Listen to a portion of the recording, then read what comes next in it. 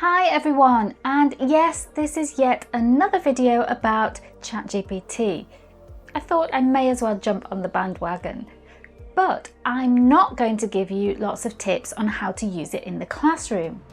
In fact, I'm going to tell you why you shouldn't be using it, at least not to develop a course. Keep watching to find out more.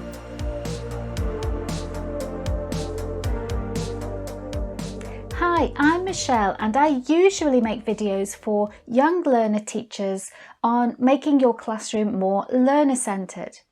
However, today's video is a bit of a different topic for me, but I wanted to share my experience of trying to get AI to help me save time when designing a course. Spoiler alert, it didn't. So let's jump right into those 5 reasons why I don't recommend using AI to create a course. Number 1. Firstly, we need to understand that AI models like Chat GPT are highly biased by the data they've been exposed to. There are loads of videos on TikTok exposing AI's bias, particularly for image generation. But even with text models, you can quite quickly see how AI shows biases in terms of race, sex, gender, age, and ability. The lack of diversity is actually quite shocking. It's like it's learned from a whole bunch of racist, sexist, ableist people. Without careful fact-checking and analysis, you may unintentionally be reinforcing biases in your course content, not to mention whether the information is actually true or not. I asked ChatGPT to come up with a couple of short case studies to use as examples in some training materials. This is one of the examples it came up with. Learning styles, VAK, really?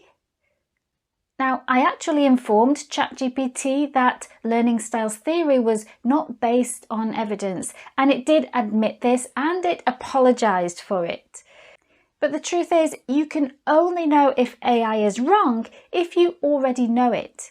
So make sure you fact check anything that looks a bit iffy or anything that you're not sure about. Number 2, let's consider the expertise and skills required to develop a good quality course. Creating a course involves a deep understanding of the subject matter.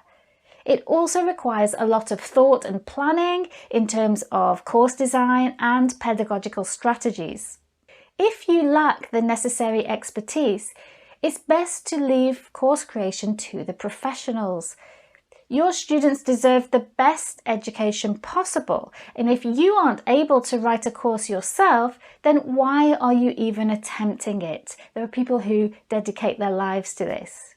Now, I'm not saying you have to design every single element of your course from scratch, but you should have at least a basic idea of how you're going to help your students achieve whatever it is the course aims to deliver. Number 3, authenticity.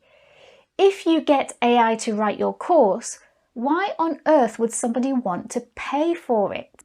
Surely they could just go to ChatGPT and get it to write a course for them for free. Now, I know there'll probably be an influx of AI-generated courses flooding the market soon if we're not already there. So how are you going to stand out from the crowd? How is your course any different from all of the others? If you're an English teacher teaching face-to-face or online, you'll ideally have some kind of connection with your students. Don't ruin that connection by giving them badly machine-written materials. And that brings me to number 4. You know your students much better than ChatGPT does. In fact, ChatGPT doesn't know anyone or even know what know means in that sense. Yeah, I'm a bit confused about that myself. You are the expert on your students. You have an understanding of their unique needs, their strengths, their challenges, and their preferences. AI can provide valuable assistance in designing outlines, generating ideas, and maybe organizing the course structure, but it's ultimately your expertise that ensures that your course meets your students' specific needs. And finally, number 5 is copyright.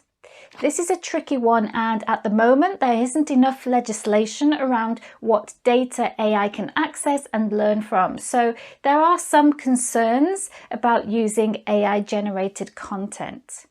Chat GPT may be pulling information from various sources, and you need to ensure that you have the proper rights to use that content in your course. It may be from published books, for example. Moreover, imagine investing your time and effort into creating a course only to find that someone else has churned out the exact same material. So let's keep our courses unique and protected. So that's another tip. If you use free AI and it trains itself on your conversation, what's to stop it sharing your input with other users? So that's 5 reasons why you shouldn't use AI to write your course for you, and I'm sure there are many more. But that's not to say that we can't use it at all. So how can you make the most of AI in course development? Well, it can be a great way of generating ideas and making sure that you haven't missed anything important out. It can be a great supportive tool. It's really good at generating outlines and structuring your content, but again, be careful about what you share with it.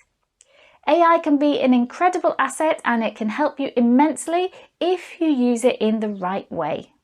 But do approach AI-generated content with caution. Blindly relying on it for course creation can lead to biased information, lack of authenticity, copyright issues, and a disconnect from your students' unique needs. So remember to fact check, bring your expertise to the table, and use AI as a helpful tool in your course development. And I actually got it to write part of the script for this video, including that last paragraph, so you can use it to create YouTube videos at the very least. Thanks for watching, and if you found this video helpful, give it a thumbs up and don't forget to subscribe for more valuable teaching content and probably no more AI. Until next time, and happy inquiring.